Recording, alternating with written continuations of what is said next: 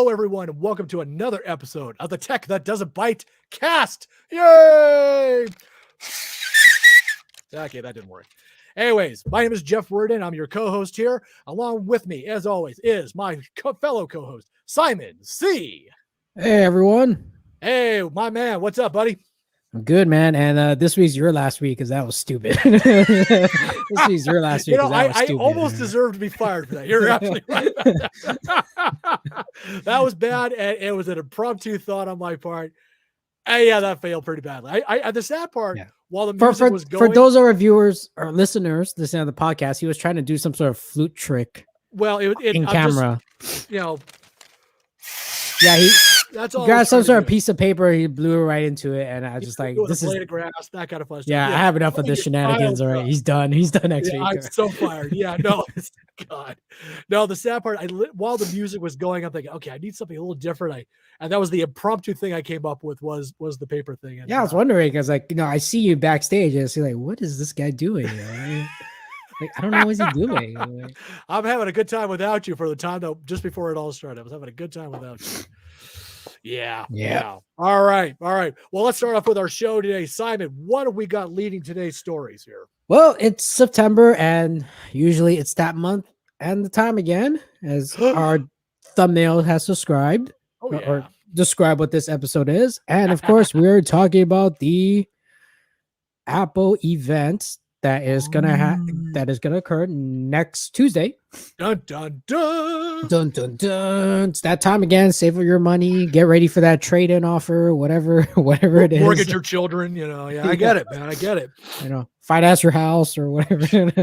I think you might get more for the kids. Not saying you would necessarily, but you never know. Anyways, all right. What's the top story here for Apple? This article's from PC Mag. So Apple iPhone 13 event set for September 14th, and they dubbed it as California streaming. I think I know where they're going with that title or where they got it from. I would imagine they're doing a lot of streaming of music, would seem like an obvious thing, but I'll go with that. I didn't read it, so I don't know. Wouldn't surprise me.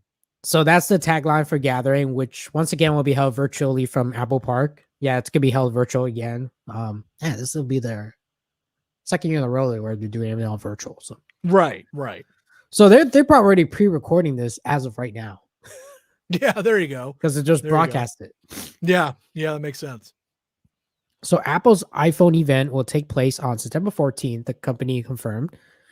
California streaming reached the tag for the gathering, which will once again be held virtually.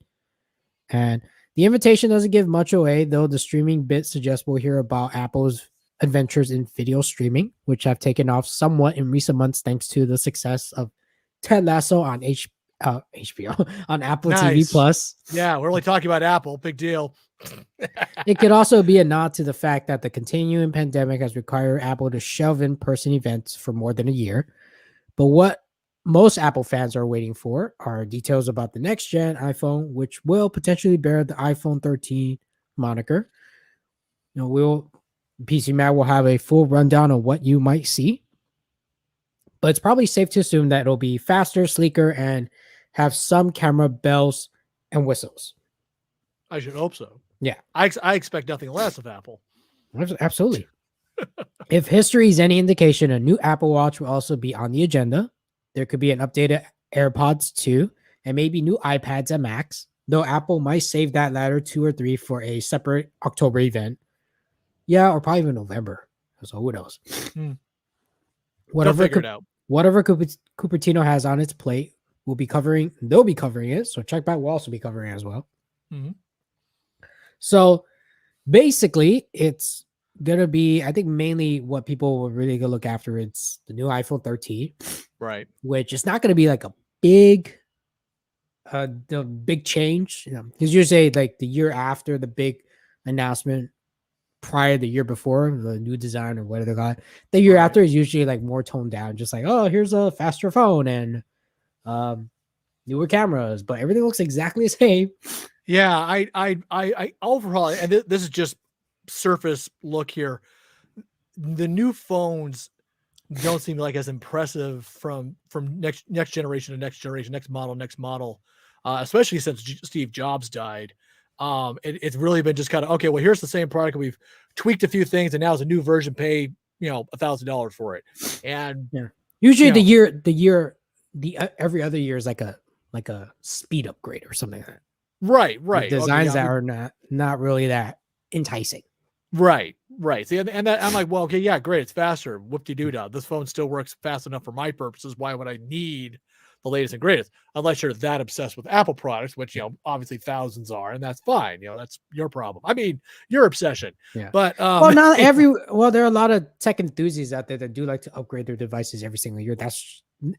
That's also not just Apple speaking, but every other products as well. If that is their hobby, yeah, I guess there's something to be said for that. No, I mean, there's also old timers like you who like to use that thing till they run it to the ground. So you make that sound like a bad thing. That's something that only old people do. Here, don't make me come over there and peel that brick wall, buddy boy. Yeah. Well, even after that, it's like not even like the iPhone 13 hasn't even been announced yet. But there's always like these rumors of the next iPhone, the 14, which a lot of people most likely will get, rather than this year's model. Right. For those of us that upgraded last year to the 12, I think this year not a lot of people will get the 13. Probably for people that the previous year, like the ones that got the 11 or still have a 10s or 8s, right, they'll probably want to upgrade to 13. But for us, maybe we want the 14 more, because this is an article from Mac Rumors. John Prosser, he has his own YouTube channel. It's called Front Page Tech News, or Front Page Tech. I watched a couple of his videos a while back ago, even like last year. Like once in a while, I tune into his channel, but he's somewhat of a, has like Apple inside information. No, he's the guy, your inside guy, or an inside guy. Well, he's an inside guy, but not the inside guy. But there's a lot of other people that does that stuff too. So Apple's full of spies is what you're trying to tell me. Maybe. Yeah. So corporate espionage, my favorite. So this article say, while we're likely 6 days away from Apple unveiling the iPhone 13 lineup at its confirmed September 14 event, leaker John Prosser has shared alleged details about next year's iPhone 14 on his Front Page Tech website. So Prosser's information comes specifically from iPhone 14 Pro Max model, and key features based on renders created by Ian Zelmore include no notch with a hole punch front camera instead, in line with information shared by analyst Ming-Chi Kuo. That is the analyst that I would trust more. Oh, okay. Yeah, because he's been right most of the time. Gotcha. A thicker chassis allowing for no rear camera bump, with the lenses, LED flash, and LiDAR scanners sitting flush with the rear glass. A titanium frame. Round volume buttons that look similar to those on an older iPhone 4 and iPhone 5 models, which is, okay, I see that. Redesigned speaker and microphone grills with elongated mesh cutouts instead of individual holes on the bottoms of the device. Lightning connector remains on at least some iPhone 14 models. So Prosser said that while some aspects of the iPhone 14 design and dimensions could change between now and the device likely release in September 2022, he is confident that the overall design will remain largely the same when mass production begins. Prosser was recently accurate about Apple launching a colorful new iMac, and he revealed the design of the AirTag prior to its release, and he has been wrong about the launch timing and pricing of some other Apple products. So it's really a hit or a miss with John Prosser, but when he gets it right, he gets it right. That's pretty much for every. Yeah, that'd be anybody. Yeah, exactly. So very cool. I mean, it's just weird. Like, it's like the 13 hasn't even been announced, but here is the 14, the one we might expect. Now, hey man, no notch. That's good. I'd rather just wait. Yeah, really. Yeah, I guess there's something to be said for those who actually want to buy a new phone every year, or at least just update to the latest tech, so they can test it and look for other stuff like that. But I'd imagine your average consumer just doesn't need a new phone like that every other year. That's just me talking. Granted, as the old timer, I run things into the ground, which is pretty much what I do. Well, I mean, like they don't need every year, but then they're caring about, hey, that new iPhone came out, trade in your old iPhone, and we'll give you this one at this price. Right. There's incentives to do it. then they'll do it. Right. Well, I guess that's really the key thing to it. But I would think Apple can maximize their sales, so they kind of held off on putting out, a new model so often that way they could build the demand for it and then push out a whole bunch of new ones at that point. Maybe not. Maybe they need to do it every other year just to maintain some level of sales and stockholders share profitability. I don't know. It just seems like it always just strikes me as such a massive glutton of new phones, literally every other year, which just don't differ that much. I mean, Apple's not the only one that does it. I mean, right. Samsung released more phones in less than a year. Yeah. And I'm like, okay, I'm just thankful that I could run my phone into the ground. I'm like, okay, let's upgrade. It's been 4 years, 5 years. I'm due for a new one.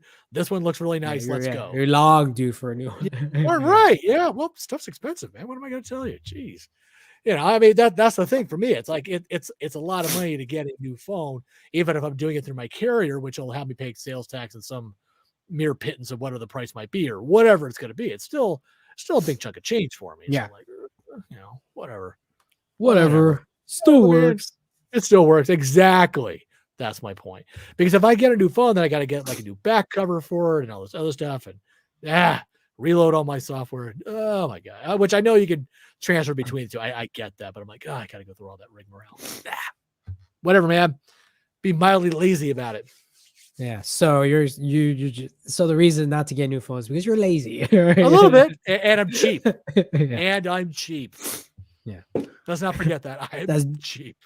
You should change your banner name then. I am cheap. Exactly. Yeah, I'm not Jeff Word name. I am cheap. I'm the Tech That Doesn't Byte Cast. Yeah. Exactly. All right. Exactly. So next Tuesday, we'll see what fancy products they get announced, and it could be AirPods too. Their wireless earbuds, AirPods number 3. Yep. No, because during this last sale on Amazon on Labor Day, that thing was going off for like $100. Dang, man. Ugh. That's a sale. Right. I'm just hoping that. I mean, I hope they're at least quality earbuds and that they actually stay in your ear. I hear good things about them, so I figured it's doing what it should be doing. But I was tempted to buy it. Oh yeah, really? But I didn't because the one thing I don't like about the earbuds is that there's no color variety. It's just white. And it doesn't really stand like it stands out. Like if you wear that, people are like, "Oh, this fool has an iPhone." Yeah, that's true. Jump him or something. You can always get some paints, to solve that problem. Make them black or whatever if you don't want to do it. I'm not a good painter. So it's like it's gonna ruin it. Well, I didn't say dip it. I just said just gently, slowly, or maybe you can have your sister or mom do it with like nail polish or something like that. I'm sure they've got the skills down to be able to handle that. Nah, I don't. But what if that thing breaks and I need to send it to warranty? Well, just don't cover the whatever little. I don't know, Simon.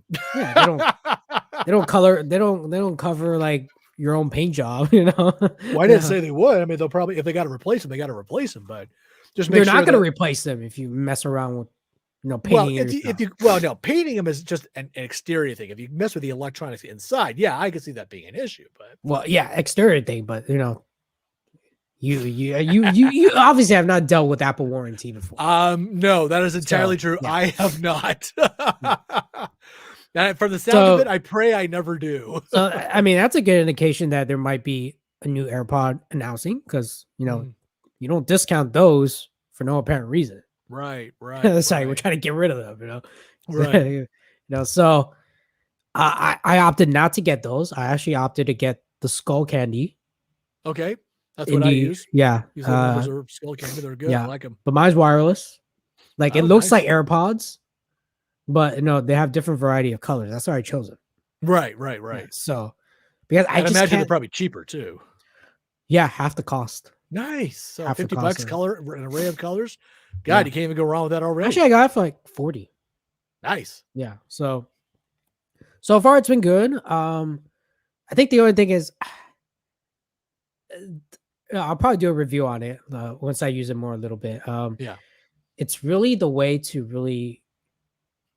To play back your track. So like you want to track backwards, go to like a previous track. it's really dumb the way they program it. So it's like a double hold for 2 seconds and let go. Yeah. But I don't know if it's because I don't know if it's Skull Candy, the programming on the earbuds, or also it could be Apple Music's or Apple's internal music player. There's a stupid thing that they do there where it's like when you hit the reverse button, right? Okay, it replays the track to the beginning, but you had to double hit reverse button to go to the previous track. No, that makes sense. Yeah, that makes sense. So you rewind to go to the start of the song you're listening to, double tap to go back to skip the back to the previous track. Yeah, no, that makes sense. That makes sense. So Skull Candy is like having a little trouble doing that. So like when I hold it down for 2 seconds and let go, it rewinds back to the beginning, but it doesn't go back. So I have to do it a couple times before then it goes back. Huh. So there's some sort of programming issue with that. Like, but skipping forward is okay. So okay. It's like I had to be very accurate when I'm skipping backwards, which is like, I don't know if this is an Apple issue or a Skull Candy issue, but these two knuckleheads need to fix this. Yeah, it sounds like they should just double tap it as opposed to like having to hold it down. I just wish there was another way to do it, but it's just no. There's got to be a better way. Yeah, there's got to be a better way. As seen on TV. Yeah. I mean, it's just like they need to find a way to fix this, but I don't know. It's just like we'll see. Maybe they've got something. Maybe they don't. Who knows? I guess maybe we'll see the next build. I probably won't I don't see myself, skipping back to a track that often. But if I do it, I will hope it'll be easier. Right. I think that's my only gripe about that. But everything else has been perfectly fine. Cool. Good to know. Yeah. So let's move on to our next topic. And Jeff, yes, this is your topic. Oh, you're gonna love this one. Okay, well, no, I'm not gonna love this one. No, you're not gonna love this at all. I mean, no one's gonna love this one. If you've ever seen yet another reason not to talk to the cops, it's this one. All right, so our beloved Los Angeles Police Department has asked officers to gather social media information as a standard part of their interviews with civilians, whether or not the people were implicated in a crime. All right. So the Brennan Center for Justice revealed via public records that the practice of gathering social media information is part of the LAPD's social media monitoring strategy, which a lot of police departments do. That's now becoming a more common thing, which makes sense when you got to think about that.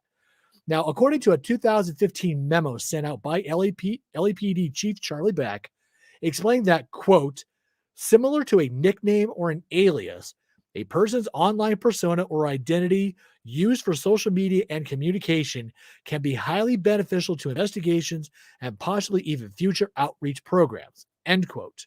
Now, all this fun new information is aggregated into a database that is run by a surveillance company called Palantir, to which officers are allowed, but not required, to enter their field interview information with anyone they come into contact with.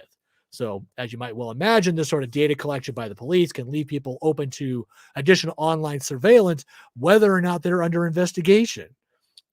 The documents also revealed that in 2016, they had employed a company called Data Miner, that's M-I-N-R, no, there's no E in that, which works in Twitter analytics to receive alerts around shooting and bomb threats, which is a cool idea, but they also use them to track the movements of anti-Trump protesters on May Day. This was also coupled with another tracking service named Geophedia to monitor protest-related keywords, including hashtag Black Lives Matters and hashtag F Donald Trump. And most recently, there exists a contract between the LAPD and another company called Media Sonar, who boasts the ability to, quote unquote, automatically find digital footprints in a matter of seconds, end quote. Boy, if I've ever felt like I was being watched by the cops and when I haven't done a damn thing, this absolutely makes me feel that way. Wow. I mean, is that insane? I mean, is that just crazy? I mean, I can appreciate why they would do that. Cause if you're a protester, and you're going to hashtag try to reach as many people as you can, get as much support as you can, spread the word. Now that I can appreciate that, but arguably that falls in the category of like secret police kind of terrorism networking kind of thing, or counterterrorism, I should say, when all they're doing is protesting that Black Lives Matter, which is important in and of itself. But I'm not going to sit there and give the cop my information just because he's like, well, as part of this interview, I should try to reach you by email or find out what your social media stuff is. I'm like, you don't need that, officer. Here's my phone number. Call me anytime. If you got any further questions, be a real, be a real cop and just call me. Solve that problem. Or hey, you've got my driver's license. Now you know where I live. You can just drop on by. It doesn't bother me. But yeah, I don't need them monitoring my stuff, especially without a warrant. But my take on this is that if your social media is public and not listed as being non-public, like for friends only, say Facebook, for example, you could post stuff that is not public so that people don't see it. So theoretically, if the police were to monitor you, they would have to be your friend in order to actually see it, whatever you might be posting. But the idea but again, it depends on what you're going to post. I mean, if you're doing a lot of protesting, Black Lives Matter, heck with Donald Trump kind of thing, yeah, you're going to post that publicly so it can be seen. So unfortunately draws attention from the cops to you, arguably, or other people who are less savory than the cops towards you, for better or for worse. So, yeah, good times. I'm looking forward to the whole Big Brother thing coming into play here. Yeah, just that's why I keep my accounts private. Yeah, for the most part, mine is too. Except I have a public Facebook profile for my acting, but my personal one is definitely much more in the private category. Yeah. Essentially for friends, and that's about it. I try to keep it reasonably private. I mean, if I ever do post something public, it'll be very like it's nothing political, nothing. It's just like, hey, check this out. Yeah, I usually don't fall into that range too. I'm like, I got better things to post. Check out this product deal. There. Yeah, exactly. Right. Here's a funny picture I found. Oh God. Yeah. And here's Simon going on about the Snyder Cut again. God, not again. Yeah, there we go. That's it. That's all I do. That's all I do. So exactly. All right. So yeah, good times in the world of law enforcement, surveillance, the world we live in. Exactly. Days, so exactly. All right. Well, let's jump into something else here. All right. Well, Simon, what holiday? Big pop quiz for you. What holiday was Tuesday, September 7th in El Salvador? I'll give you a few minutes to think about that. What was the holiday in El Salvador on Tuesday, September 7th? Beats me. Yeah, don't strain yourself there, buddy boy. All right. Well, how do you not know that it was Bitcoin Day, Simon? How did you not know that? Because okay. I didn't know there was there was a designated day for Bitcoins. Well, I didn't know there was either. So yes, Bitcoin Day was the day that Bitcoin became an official currency of El Salvador. Not the official currency, but one of two. And do you know what the actual official currency of El Salvador is? No. The American dollar. Believe it or not, they do not have their own currency. So they chose to go with the American dollar instead. So if you have Bitcoin or you have American dollars, you are good to go and you are in El Salvador. Now, to help get this program off the ground, the government gave $30 in Bitcoin to every citizen that downloaded the digital wallet app known as Chivo Wallet. Bitcoin fans around the world, to show support for the move and to give the cryptocurrency a boost, also bought $30 of Bitcoin, just more as a kind of a solidarity thing. Now, needless to say, there was a lot of concern about allowing Bitcoin to be used, given how incredibly volatile the cryptocurrency is, right? Right. I mean, in September 2020, literally a year ago, a single Bitcoin was around $10,000, going to a high of $63,000 in April 2021, and then plummeting to around $30,000 in July. Now, in recent weeks, the price rose to around $51,000, likely because of the El Salvadorian policy change. Unfortunately, a survey by the Central American University found that only 4.8% of the nearly 1,300 people who took part in the use of Bitcoin actually understood what it was and how it was used. Oh my God.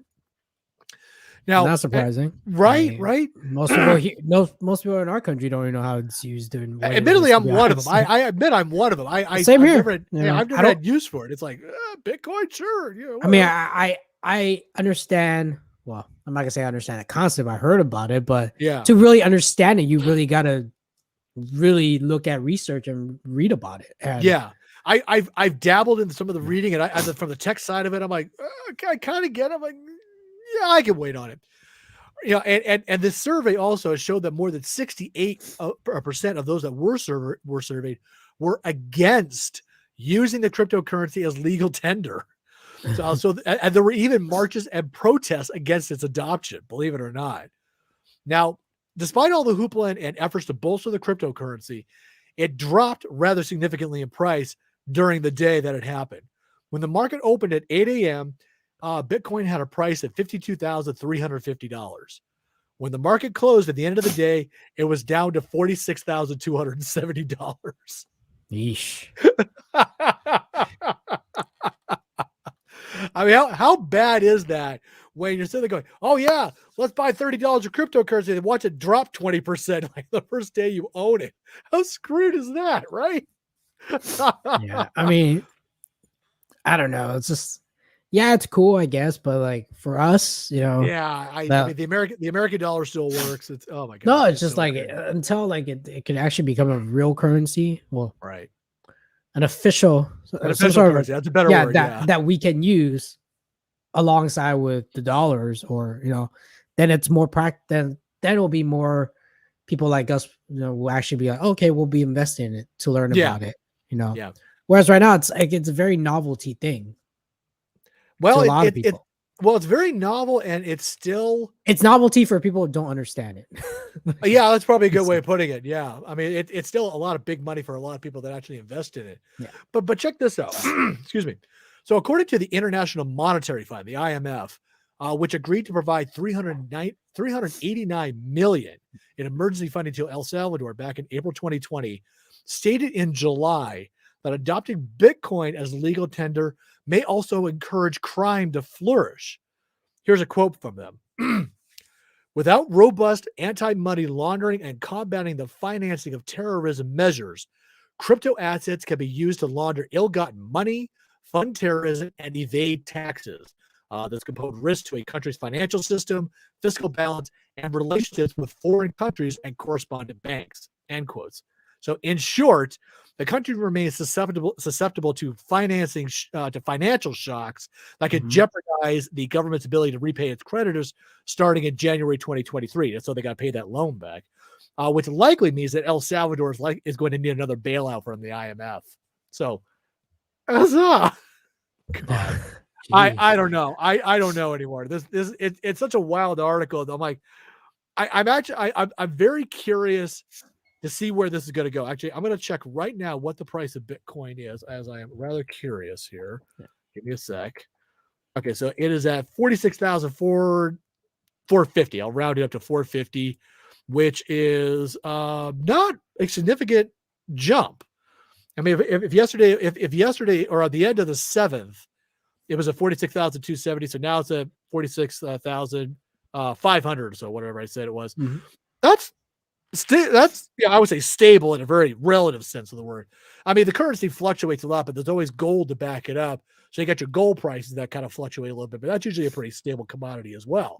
Unless people start like buying a lot of gold, then it's a problem trying to go into the gold market, but that's hard to do. But yeah, I don't know. And I'm curious to see how far this will go. I mean, I would wait at least 6 months and actually kind of see how Bitcoin is doing from a price standpoint to see how El Salvador is doing with it. I got to check back in 6 months, see how that goes. We'll see. I don't know what to say about it either. Yeah, that's about all I can say about it itself. Yeah, so I have no comments about Bitcoin because I don't understand it myself. So yeah, no, I wish I understood it a little until I take the time to actually learn about it more, then maybe I'll have something to say about it, but I don't. Yeah. No, I'm with you. All right, let's get to your story. What's the last story? All right, the last story of the day. Dun, dun, dun. Yeah. Are you guys tired of driving your car with your hands? Yes, I am. Well, let's wait for Mercedes-Benz because they're experimenting with mind control in vehicles. Mind control cars? It's going to be a very bad idea. Oh, my God. No. So this article goes from PC Mag, and basically it titles, Mercedes-Benz is experimenting with mind control in vehicles. Woo! Drivers will be able to change settings as they drive by staring at light dots and thinking about them. Jesus. Oh, this is by far that just sounds bad already. Yeah.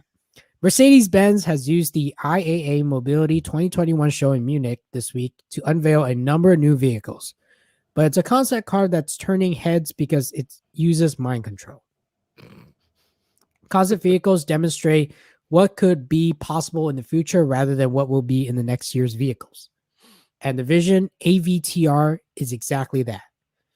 There's no wheels, buttons, or dials inside the car, just smooth surfaces capable of acting as a display. Interacting with the car system will be achieved through a brain-computer interface, which is dubbed as BCI. Quote, Mercedes-Benz is setting another milestone in the merging of man and machine with the research and development of brain-computer interface applications in cars. BCI technology has the potential to further enhance driving comfort in the future. For example, said Britta Seeger, member of the board of management of Daimler A&G Mercedes-Benz AG, responsible for sales. The driver will wear a BCI device attached to the back of their head, and after a short calibration, it can measure brain waves. Why am I laughing? Because that's laughable. So that's why they're gonna attach a device to the back of your head. Oh, okay. So you got the matrix already injecting into the back of your skull. Let me finish the article. It can measure brain waves and trigger a number of predefined actions. Light dots are projected onto the digital dashboard, which the driver can focus on to trigger a specific action. The BCI device detects which light dot is the focus and initiates the desired response. If and when Mercedes-Benz launches a vehicle with thought control depends on a number of factors, such as how reliable it is and how easily a driver can change their focus while also concentrating on the road ahead, because we're really good at that at the moment. I mean, if you drive around here, you know damn well people aren't focused on their driving. That in turns mean there are also a few safety questions that need to be answered. A few? Yeah. No, dude. It's a lot. All right. It's a lot of safety questions. Yeah. It's just this is a bad idea. This is one of the things that it should not be. Self-driving cars is a bad idea, in my opinion. Well, self-driving cars with no manual override is a bad idea. Well, no, there is one. It's just that you just got to resume control of the car itself. I mean, granted, oh God, probably like easily. Right. I mean, you should be able to go, kind of like in iRobot, as well as Minority Report was another one where they actually had basically automated vehicles. Right. You could actually talk to your car. So I want to resume manual control, even though you're going like 110 miles an hour or whatever. You could hit a button or just give a verbal command and you could do it. Minority Report, nobody drove as far as I can recall, but all the vehicles were on kind of like a rail system, but they all were computerized, so they actually would basically talk to each other, so they can go really fast, but they wouldn't collide with each other either because they all know where everybody is.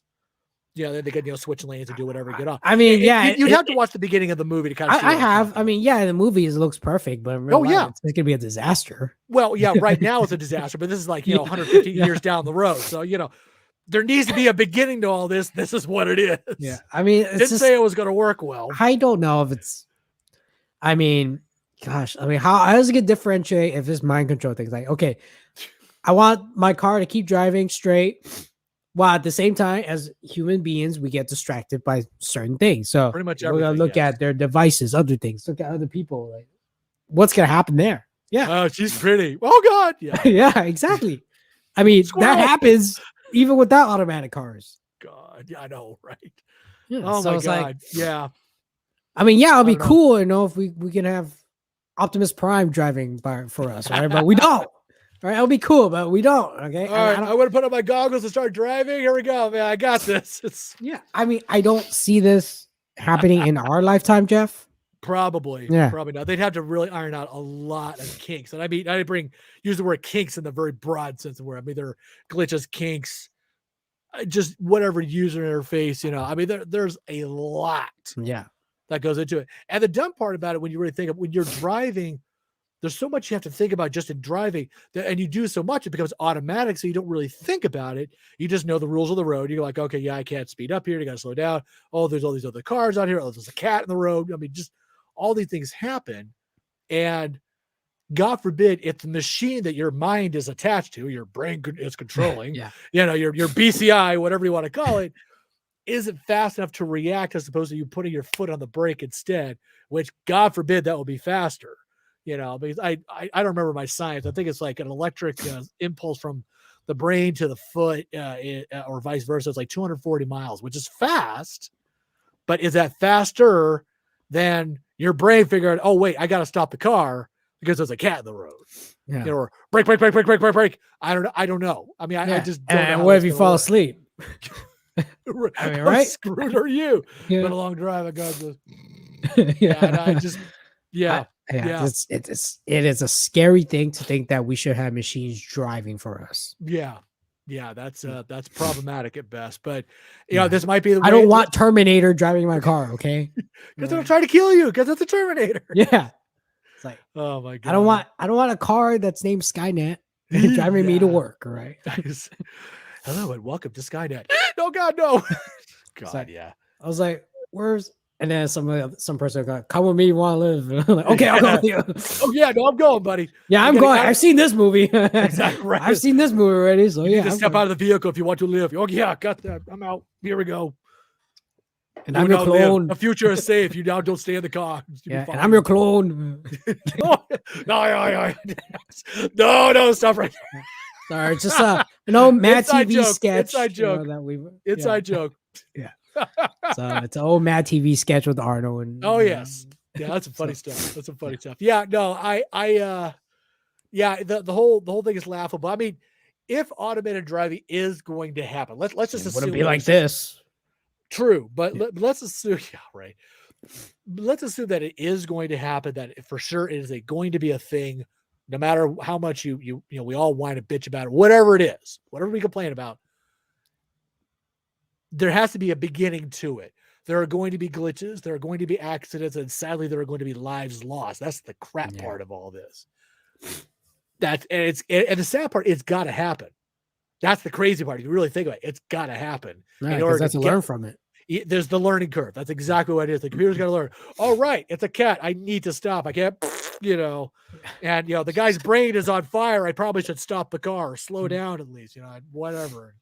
I don't know. It'll be interesting to see how that's going to work out. I know I'm not going to buy one for now. Oh yeah, well, we're not going to buy one because it's not going to happen in our lifetime. Well, maybe by the time we're in our we can't buy one because we're.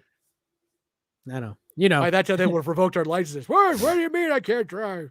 I got this automated car right here. Doesn't matter that I can't. My brain is working 20% of the time. Fine. 20%. Yeah. I don't know. Yeah, my brain's working. I can use a rotary phone. Exactly. You make that sound like a bad thing. I don't know. Well, I'm eager to see where that's going to go. Maybe it won't happen. Maybe they'll shelve it and it'll never happen. Maybe it'll be such an utter failure. Think of it this way. We can't even get, electric cars to everyone right now. Well, that's a matter of price point and actually getting the raw materials to pull it up. I mean, that's a supply and demand thing in and of itself.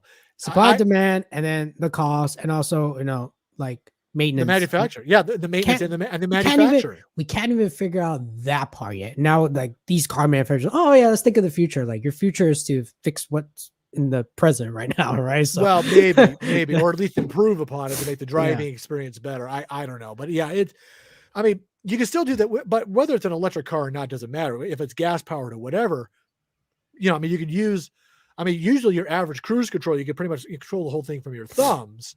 So you don't need to use the gas pedals in this case. So in that try using cruise control in here in California. Well, you can't. It's you can't. You can. You got to get is useless, right? Exactly. You got to go out in the open road outside of Los Angeles. Yeah, you got to go in the ocean, right? Yeah, exactly. Turn into a boat. Get going. Like James Bond.